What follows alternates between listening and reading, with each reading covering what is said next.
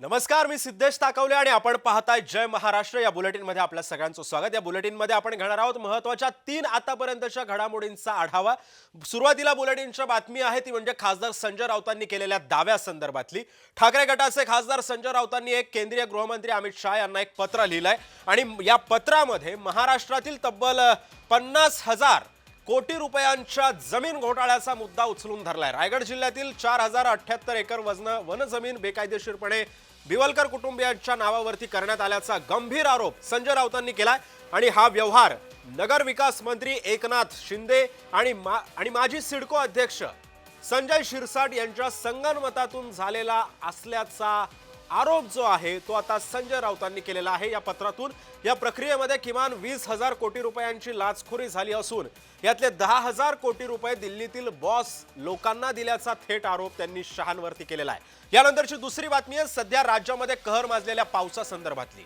मराठवाड्यामध्ये याच पावसानं आतापर्यंत 8 जणांचा बळी घेतलाय, तर याच पावसामुळे अनेकांचे संसार सुद्धा उघड्यावरती पडलेले आहेत। या सगळ्या पार्श्वभूमीवरती प्रशासन सुद्धा आता सज्ज झालेलं आहे। यानंतरची तिसरी बातमी आहे मुंबईमध्ये बरसत असणाऱ्या पावसासंदर्भातली। मुंबईमध्ये सुद्धा गेल्या 2 ते 3 दिवसांपासून मुसळधार पाऊस बरसतोय। सखल भागांमध्ये सुद्धा आता पावसाचं पाणी साचायला सुरुवात झालेली आहे। जनजीवन सुद्धा आता या निमित्तानं विस्कळीत झाल्याचं चित्र आहे।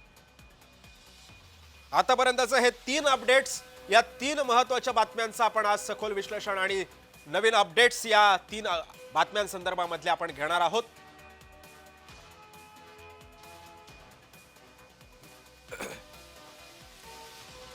यामध्ये पहिली बातमी जी आहे ती संजय राऊतांनी आज जे अमित शहांना जे पत्र लिहिलेलं आहे या पत्रामधून जे काही आरोप करण्यात आलेले आहेत, जे दावे संजय राऊतांनी केलेले आहेत, या दाव्यांकडे आता सरकार काय पद्धतीने दखल घेतं हे सुद्धा पाहणं महत्त्वाचं असणार आहे। त्यानंतर दुसरी बातमी आहे ती म्हणजे राज्यामध्ये बरसत असणाऱ्या पावसासंदर्भातली। याच मुसळधार पावसामुळे आता मराठवाड्यामध्ये 8 बळी घेतलेले आहेत।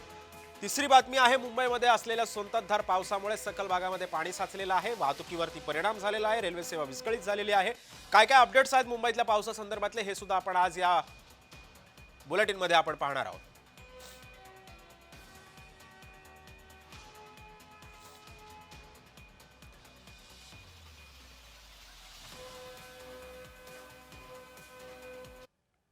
त्यामुळे आपण या बुलेटिनमध्ये आज आपण महत्त्वाचे गेस्ट सुद्धा आज आपल्यासोबत जोडले गेलेले आहेत। माझ्यासोबत आहेत महेश तपासे राष्ट्रवादीचे प्रवक्ते, अरुण सावंत शिवसेनेचे प्रवक्ते आणि आमचे 3 प्रतिनिधी सुद्धा मुंबईतल्या पावसासंदर्भातल्या आणि राज्यभरातल्या पावसासंदर्भातल्या अपडेट्स देण्यासाठी आपल्यासोबत जोडले गेलेले आहेत। मी सर्वप्रथम मुंबईतल्या पावसाचे अपडेट्स घेणार आहे। मुंबईमध्ये बरसत असणाऱ्या पावसासंदर्भातली बातमी आहे। मुंबईमध्ये गेल्या 2 ते 3 दिवसांपासून मुसळधार पाऊस बरसतोय। सकल भागांमध्ये सुद्धा पावसाचं पाणी साचायला सुरुवात झाली आणि त्यामुळे जनजीवन सुद्धा आता विस्कळीत झाले आणि याच पार्श्वभूमीवरती आमचे 2 प्रतिनिधी सध्या आपल्यासोबत जोडले गेलेले आहेत, मनोज दाळकर आणि आमचे प्रतिनिधी शुभम उमाळे सध्या आपल्यासोबत जोडले गेलेले। मी सर्वप्रथम शुभम तुझ्याकडे येतोय। शुभम, तू आता मुंबईतल्या कोणत्या परिसरामध्ये आहेस आणि आता सध्या मुंबईतल्या त्या परिसरातली परिस्थिती कशी आहे?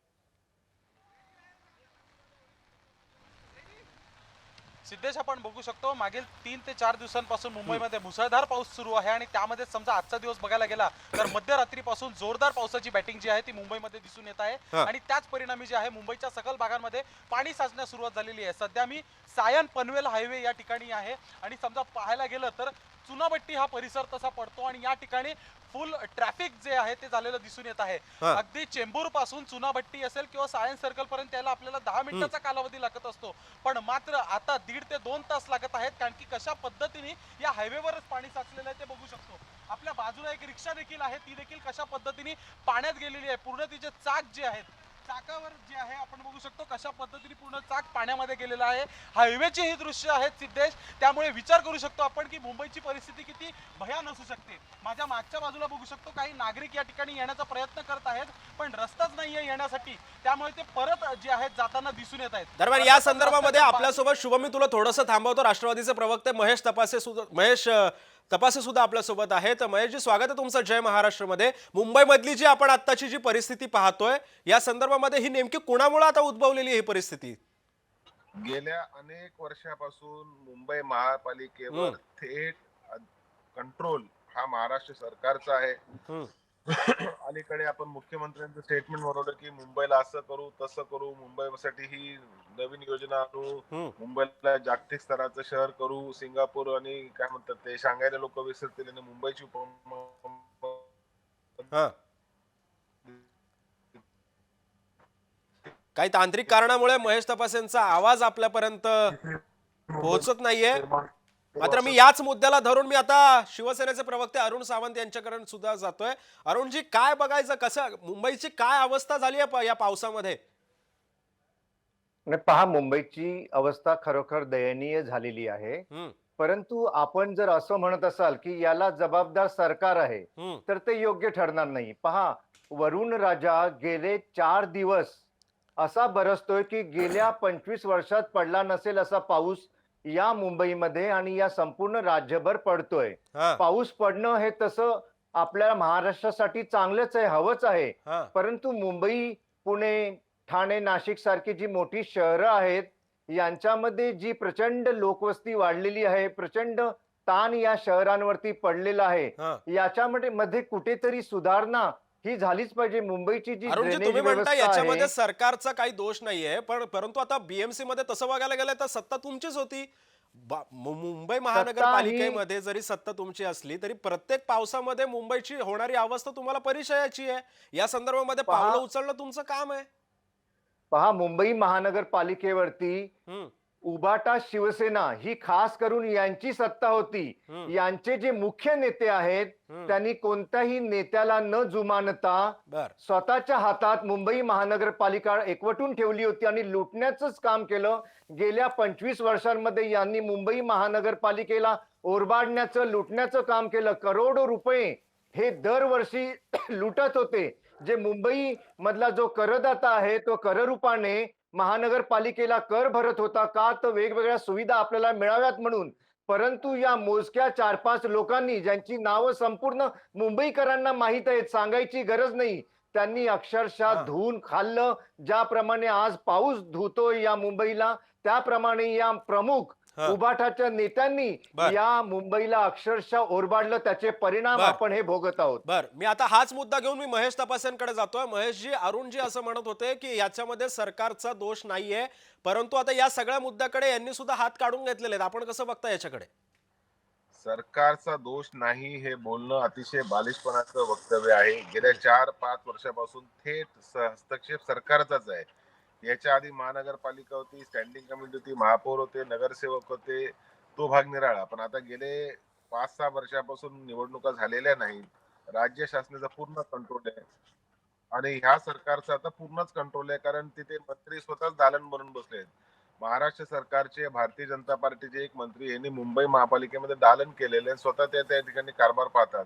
हम्म. याचा अर्थ काय की विद्यमान सरकारचा पूर्ण कंट्रोल, पूर्ण आधिपत्य हा मुंबई महानगरपालिकेवर असताना देखील जर मुंबईची एवढी दयनीय अवस्था होते तर त्याला पूर्णपणे जबाबदार मला वाटतं विद्यमान शासन आहे. मुख्यमंत्री त्याला जबाबदार आहेत, नगर विकास मंत्री आणि दुसरे उपमुख्यमंत्री त्याला जबाबदार आहे. ह्याची जबाबदारी मला वाटतं सावंतसाहेब आपण आणि आपल्या सत्ताधारी पक्षाने घेतली पाहिजे. मुंबईकरांची माफी मागितली पाहिजे. आणि फक्त मुंबई महापालिका नाही, ठाण्यात तीच अवस्था आहे, कल्याण डोंबिवलीत तीच अवस्था आहे, भिवंडीमध्ये तीच अवस्था आहे आणि या सगळा जो MMR चा पट्टा आहे या संबंध नव्या मुंबईमध्ये पण तीच अवस्था आहे. म्हणजे सगळ्या MMR च्या पट्ट्यामध्ये पाणी तुंबलेलं आहे. मी गेल्या 1.5 तासापासून शिळफाट्याच्या रस्त्याने जाम मध्ये अडकून बसलेलो आहे आणि त्याच्यामुळे मला समजतंय की काय परिस्थिती सामान्य नागरिकांची असू शकते. सावंत साहेबांनी मनाचा मोठेपणा दाखवावा, नैतिक जबाबदारी स्वीकारावी आणि तुमचे तर त्या ठिकाणी मंत्री थेट आता सिडकोमध्ये भ्रष्टाचार करतात. आता संजय राऊतांनी पण म्हणालेले, काल रोहित पवारांनी पण एक स्टेटमेंट दिलेली. तो महेशजी, मी या बातमीकडे येणारच आहे तुमच्याकडे, परंतु आता एक दुसरी बातमी आहे, ती म्हणजे मराठवाड्यातून. मराठवाड्यामध्ये सुद्धा आता पावसानं अत्यंत कहर माजवलेला आहे. याच मराठवाड्यामध्ये पावसानं आतापर्यंत 8 जणांचा बळी घेतलाय. या पावसामुळे अनेकांचे संसार सुद्धा आता उघड्यावरती पडलेले आहेत. या सगळ्या पार्श्वभूमीवरती आता प्रशासन सुद्धा सज्ज झाले आणि या संदर्भातले अपडेट्स घेण्यासाठी मी आता आमचे प्रतिनिधी विजय चिडे यांच्याकडे जाणार आहे. विजय, सध्या तू आता कोणत्या भागात आहेस आणि आता तिथे कशा पद्धतीनं प्रशासन पावलं उचलते आणि या बेघर झालेल्या घरांवरती, बेघर झालेल्या कुटुंबांना आता त्यांचं सांत्वन कशा पद्धतीनं प्रशासन करताय? नक्कीच सिद्धेश, जर पाहिलं तर मराठवाड्यामध्ये मागील 2 दिवसापासून पावसाने हाहाकार माजवल्याचं आपल्याला पाहायला मिळत आहे. विशेषतः जर पाहिलं तर मराठवाड्यातील नांदेड भागामध्ये जे आहे ते सर्वाधिक पावसाने हजेरी लावली आहे. त्या ठिकाणच्या किनवट परिसरामध्ये जे आहे ते अक्षरशः 300 ते 350 घर जे आहेत ते देखील हा, पाण्याखाली गेले आहेत. हा. तर नांदेडमध्ये नुसतं एका जिल्ह्याचा विचार केला तर तब्बल 200 पेक्षा अधिक जनावर जे आहेत ते देखील पाण्यामध्ये मृत्युमुखी पडलेले आहेत. त्यामुळे शेतकऱ्यांचं या ठिकाणी मोठं नुकसान झालेलं आहे. त्याच पाठोपाठ जर पाहिलं तर मराठवाड्यामध्ये आतापर्यंत 8 जणांचा पावसाने जो आहे तो बळी देखील घेतल्याचा पाहायला मिळत आहे. नांदेड, हिंगोली, त्याचबरोबर जालना आणि बीडमध्ये जी आहे ती मृतांची संख्या आहे. सध्या जर पाहिलं तर हिंगोली आणि नांदेडची संख्या जी आहे ती सर्वाधिक आहे. या दोन्ही जिल्ह्यांमध्ये सध्या 5 जणांचा जो आहे तो पाण्यामध्ये मृत्यू झाला. तर जालना आणि बीड या ठिकाणी एक एक शेतकऱ्याचा जो आहे तो पाण्यामध्ये बुडून मृत्यू झाल्याचा पाहायला मिळतोय.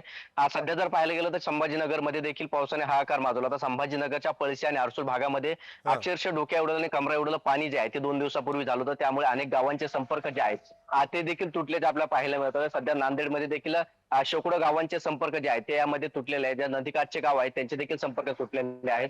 अनेक गावांमध्ये पाणी शिरलेलं आहे. त्यामुळे आता प्रशासन जे आहे ते देखील हा. सज्ज झाल्याचं आपल्याला पाहायला मिळतं.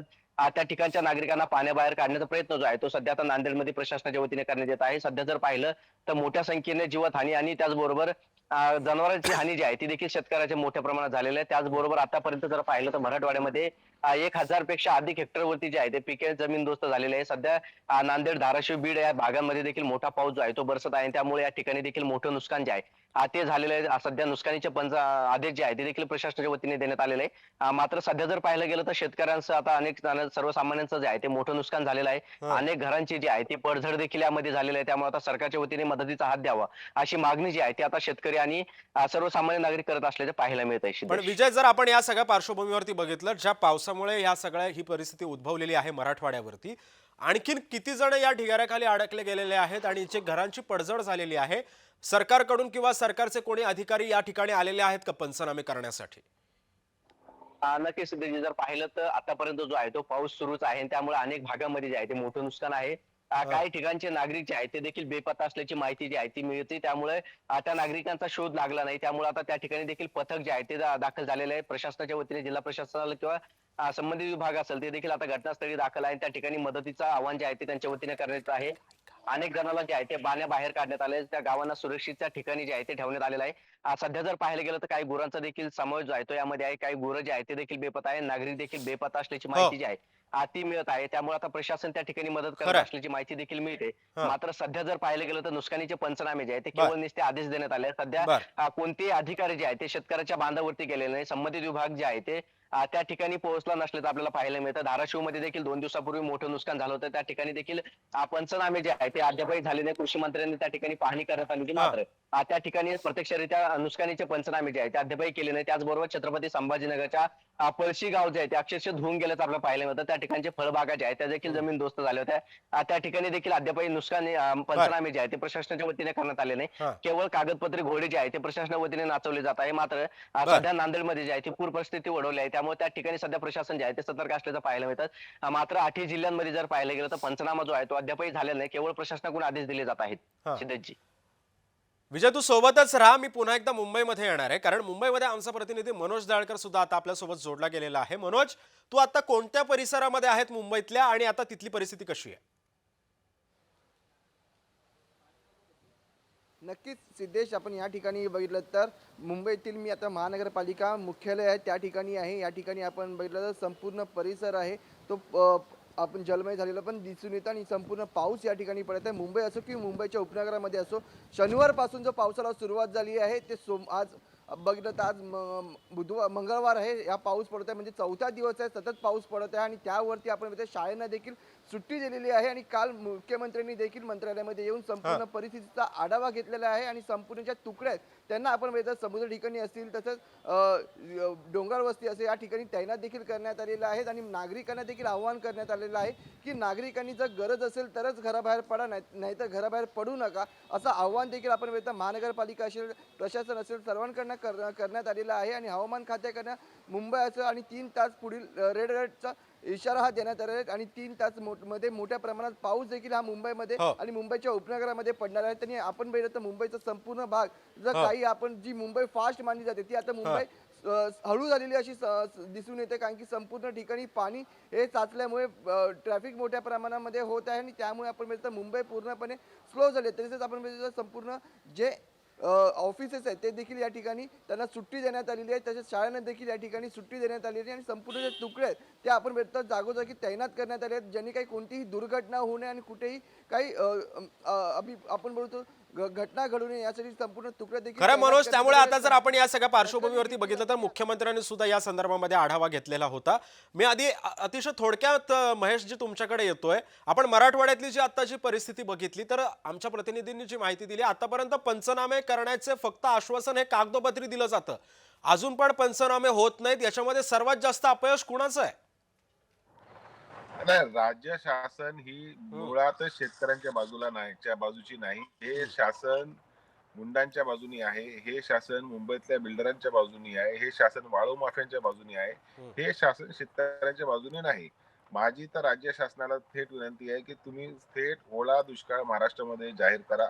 पंचनामे हे होत राहतील, परंतु काहीतरी आर्थिक मदत ही एकतरी त्या ठिकाणी राज्य शासनाने शेतकऱ्यांसाठी आजच्या आज त्या ठिकाणी जाहीर करण्याची आवश्यकता आहे. खरंय. मी हाच मुद्दा धरून आता अरुणजी तुमच्याकडे एक छोटीशी प्रतिक्रिया घेण्यासाठी येतोय. महेशजी असं म्हणतात की हे सरकार गुंडांच्या बाजूनी आहे आणि हे बिल्डरांच्या बाजूनी आहे, तुम्ही कसं बघता याच्याकडे? हे काम इतकी वर्ष तपासे यांच्या पक्षाने केलं, तीच त्यांचीच कामगिरी ते इथे चॅनेलवरती सांगत आहेत. पहा, हे सरकार आम आदमीचं आहे, जनतेचं आहे, गोरगरिबांचं आहे, कामगारांचं आहे. हे सरकारने वेळोवेळी दाखवून दिलेलं आहे. सरकारने मुख्यमंत्री आणि दोन्ही उपमुख्यमंत्री खास करून एकनाथ शिंदेजी यांनी कालच संपूर्ण जिल्हाधिकाऱ्यांना आदेश दिले की आपण कोणत्याही प्रकारची आमच्याकडे विचारणा न करता आपण तात्काळ निर्णय घेऊ शकता, तुम्हाला आम्ही ते अधिकार देत आहोत. तुम्ही पंचनामे करायचे आमची वाट पाहू नका, तात्काळ पंचनामे करा आणि त्याच्याकरता जी काही थोडीफार मदत करता येत असेल ती तुम्ही तुमच्या कोशातून देऊ शकता. जे आरोप यांनी आता केले तपासे यांनी, मला वाटतं त्यांनी गेल्या 25 वर्षाचा इतिहास तपासून पाहावा. तपासे ते विसरत आहेत जाणीवपूर्वक. गेली 25-30 वर्ष या मुंबईला कोणी लुबाडले हे जनतेला माहित आहे. मुंबईची परिस्थिती आज कोणामुळे झालेली आहे? मुंबईमध्ये आज ड्रेनेज व्यवस्था जी आहे ती इंग्रजांच्या काळातली आहे, ती बदलण्याकरताच आता या महानगरपालिकेमध्ये या सगळ्या पार्श्वभूमीवरती आता सध्या पावलं उचलणं ही गरजेची आहेत. मात्र आता मोठी बातमी जी आहे ती म्हणजे खासदार संजय राऊतांनी केलेल्या एका दाव्यासंदर्भातली. त्यांनी आज केंद्रीय गृहमंत्री अमित शहाना एक पत्र लिहिलं आणि या पत्रामध्ये त्यांनी महाराष्ट्रामधील तब्बल 50,000 कोटी रुपयांच्या जमीन घोटाळ्याचा मुद्दा उचलून धरला. रायगड जिल्ह्यातील 4,078 एकर वनजमीन बेकायदेशीरपणे बिवलकर कुटुंबियाच्या नावावर करण्यात आल्याचा गंभीर आरोप राऊतांनी केलाय. हा व्यवहार नगरविकास मंत्री एकनाथ शिंदे आणि माजी सिडको अध्यक्ष संजय शिरसाट यांच्या संगनमतातून झाल्याचं राऊतांनी स्पष्ट केलंय. आता या प्रक्रियेमध्ये किमान 20,000 कोटी रुपयांची लाचखोरी झाली असून आता याच्यामधल्या 10,000 कोटी रुपये दिल्लीतल्या बॉसला म्हणजेच लोकांना दिल्याचा थेट आरोप त्यांनी शहांवरती केलाय. या संदर्भामध्ये मी अरुणजी तुमच्याकडे येतो ही प्रतिक्रिया जाणून घेण्यासाठी आणि मग मी महेश तपासे यांच्याकडे जाईल. अरुणजी, आता ह्या सगळ्या दाव्यासंदर्भामध्ये शिवसेनेच्या थेट एकनाथ शिंदेवरती त्यांनी हा आरोप केलेला आहे आणि प्लस त्यांनी आता अमित शहांवरती सुद्धा आरोप, आधीच ते अमित शहांचा पक्ष म्हणून तुम्हाला हिणवत असतात, मग तुम्ही या सगळ्या दाव्यांवरती आणि या सगळ्या आरोपांकडे तुम्ही कसं पाहताय? पहा, या आरोपांमध्ये कोणत्याही प्रकारचं तथ्य नाहीये. संजय राऊत हा माणूस फार वेडा झालेला आहे, त्याच्या डोक्यावर परिणाम झालेला आहे. सततच्या पराभवांमुळे ते खचलेले आहेत आणि जिथे जिथे संधी मिळेल तिथे तिथे या सरकारवरती आणि सरकारच्या नेत्यांवरती आरोप करायचं काम ते करत असतात. कारण आरोप केला की तो सत्य आहे की असत्य आहे, खरा आहे की खोटा आहे हे नंतर पाहता येईल, परंतु आरोप तर करून मोकळे व्हा, म्हणजे जनतेमध्ये एक भ्रम निर्माण होईल आणि ज्या नेत्यावरती आपण आरोप करतो तो नेता निदान 1-2 दिवसाकरता तरी बदनाम होईल. तुम्ही म्हणताय संजय राऊतांचं, बाकी काही नाही. आपण एक वेळ जरा संजय राऊतांचा मुद्दा जरा बाजूला ठेवूयात. हाच मुद्दा धरून काल आमदार रोहित पवारांनी सुद्धा एक पत्रकार परिषद घेतली. या पत्रकार परिषदेमधून सुद्धा त्यांनी थेट आरोप केले होते संजय शिरसाटांवरती. मग आता रोहित पवार सुद्धा वेडे आहेत असं म्हणायचं का? मग रोहित पवार यांना मी सध्या तरी वेडा म्हणत नाही, परंतु त्यांना घाई झालेली आहे प्रसिद्धीची. प्रसिद्धीच्या झोतात राहण्याकरिता ते आपल्या कार्यकर्त्यांकडून काही ना काही पेपर गोळा करत असतात आणि अभ्यास न करता न अभ्यास करता ते आरोप जनतेसमोर प्रेस कॉन्फरन्स घेऊन मांडत असतात. बिवलकर यांचं जे प्रकरण आहे ते इंग्रजांच्या काळात त्यांना मिळालेली जी जमीन होती, त्यांना बक्षीसपात्र जमीन होती, तिचा त्यांनी काही अभ्यास केला नाही. कोर्टाच्या आदेशाप्रमाणे ती जमीन त्यांना मिळालेली आहे. तरी सुद्धा ते संजय शिरसाट आणि एकनाथ शिंदेजी यांच्यावरती बेछूट आरोप करत आहेत आणि याच्या बदल्यात त्यांना त्याची सजा जरूर मिळेल. बर, मी हाच मुद्दा धरून आता महेशजी तुमच्याकडे येतोय. महेशजी, अरुण सावंत असं म्हणतात संजय राऊत वेडे आहेत. रोहित पवारांवरती जर रोहित पवारांनी सुद्धा हा मुद्दा उचलून धरला तर ते रोहित पवारांना सुद्धा म्हणतात ते कोणताही अभ्यास न करता त्यांनी हे आरोप लावलेले आहेत, बेछूट आरोप करतायत. आपण कसं बघतायत त्यांच्या या सगळ्या उत्तराकडे? नाही, रोहित पवार अतिशय अभ्यासू कार्यकर्ता आहे, अभ्यासू आमदार आहे. आणि माझे मित्र सावंत साहेबांना सांगायचं आहे की नगर विकासचं पत्र आहे की बिवलकरांना 12.5% जागा देण्यात यावी, हे नगर विकासचं पत्र आहे. जो नगर विकासचा अधिकार नाही त्याच्यातनं हे पत्र निर्माण झालेले आहे. याच्या आधी 12.5% अर्ज अनेक वेळा बिवलकरांनी 12.5% जमीन मिळावी याचा अर्ज केला, परंतु प्रत्येक एमडी जो एवढे सिडकोचे एमडी ते प्रत्येकाने तो नाकारला. आणि जेव्हा शिरसाट एमडी अध्यक्ष झाले तेव्हा पहिल्या बैठकीमध्येच त्यांनी सर्व जुन्या कागदपत्रांची धूळ करून त्यांना बिवळकरांना 12.5%चा लाभ दिला. याच्यामध्ये मोठा भ्रष्टाचार झाला. म्हणजे 150 एकर पैकी 12.5% जमीन म्हणजे जवळपास 15-18 एकरच्या आसपासची जमीन, याचा लाभ पूर्णपणे बिवलकरांना दिला. जो कायद्याबाह्य आहे, जे आतापर्यंतच्या सर्व एमडींनी आणि अधिकाऱ्यांनी जो धुडकावून लावलेला प्रस्ताव होता, अपात्रतेचा प्रस्तावाला पात्र करण्याचं घोर पाप हे शिरसाटांनी केलेले. त्याच्या संदर्भामध्ये रोहित पवार असेल, राष्ट्रवादी काँग्रेस पार्टी असेल, आता मुख्य सरन्यायाधीशांकडे अर्ज करणार, ईडी कडे अर्ज करणार, राज्याच्या मुख्यमंत्र्यांकडे हा अर्ज करणार आणि कंट्रोलर जनरल, ऑडिटर जनरल कडे देखील आम्ही हा अर्ज करणार आहोत. मी हीच प्रतिक्रिया घेऊन अरुणजी तुमच्याकडे येतोय. ते थेट म्हणतात की आम्ही अर्ज करणार आहोत. या सगळ्या आरोपांवरती कुठेतरी हे म्हणजे काहीतरी कुठल्या तरी पुराव्यानिशीच राऊतांनी हे आरोप केले असतील. मग या संदर्भामध्ये कारवाई झाली तर तुम्ही याला समर्थन करणार का? पहा, संजय राऊत म्हणा किंवा रोहित पवार म्हणा, बर, यांनी जी कागदपत्र आणलेली ती कागदपत्र देणारा व्यक्ती हा माझा चांगला मित्र आहे. तेव्हा मी जास्त काही बोलू इच्छित नाही चॅनेलवरती, परंतु एक मात्र नक्की सांगेन की रोहित पवार हे हायकोर्टापेक्षा मोठे नाहीत. हायकोर्टाने जो निकाल दिलेला आहे त्या निकालानुसारच ही जमीन सिडकोच्या चेअरमॅननी त्या व्यक्तीला बहाल केलेली आहे. परंतु कालपर्यंत 5,000 कोटीचा घोटाळा म्हणणारे आज 50,000 कोटीचा घोटाळा म्हणत आहेत. कालपर्यंत जे संजय राऊत अमित शहा साहेबांना शिव्या घालायचे, याचा बाप त्याचा बाप असं म्हणायचे, आज त्याच अमित शहांना वारंवार पत्र पाठवून हे अमित शहा यांचं पालकत्व स्वीकारत आहेत का, हा माझा प्रश्न सरळ सरळ आहे. संजय राऊत यांनी अमित शहा यांच्या समोर आता लोटांगण घालायला सुरुवात केली. त्यांनी आपलं नेतृत्व बदललेलं आहे का? सतत ते पत्र का पाठवत असतात हे आता त्यांनी जनतेला सांगावं. बर, धन्यवाद तुमच्या सर्वांचे. कारण आता या सगळ्या बातमी संदर्भामध्ये तुम्ही आमच्यासोबत जोडले गेलेले होते. राष्ट्रवादीचे प्रवक्ते महेश तपासजी, शिवसेनेचे प्रवक्ते अरुण सावंत आणि आमचे 3 प्रतिनिधी आमच्यापर्यंत या सगळ्या संदर्भामधलं हे विश्लेषण करत होते. धन्यवाद सर्वांचे.